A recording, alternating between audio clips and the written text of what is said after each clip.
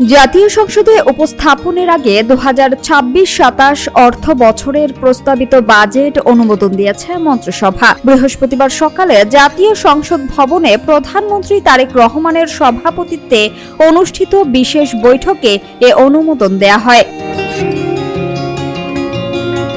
বৈঠকে অর্থমন্ত্রী আমির খসরু মাহমুদ চৌধুরী সহ মন্ত্রিসভার সদস্যরা উপস্থিত ছিলেন। অনুমোদনের পর বিকেলে জাতীয় সংসদে বাজেট প্রস্তাব উপস্থাপন করবেন অর্থমন্ত্রী।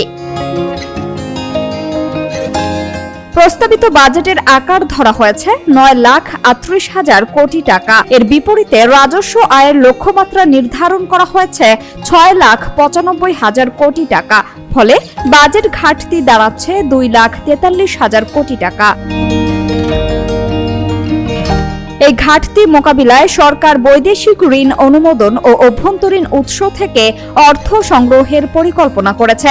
বাজেটে বৈদেশিক উৎস থেকে 1,16,000 কোটি এবং অভ্যন্তরীণ উৎস থেকে 1,27,000 কোটি টাকা সংগ্রহের লক্ষ্য রাখা হয়েছে। এর মধ্যে ব্যাংক খাত থেকে 1,12,000 কোটি এবং সঞ্চয়পত্র সহ অন্যান্য উৎস থেকে 15,000 কোটি টাকা নেয়ার পরিকল্পনা রয়েছে।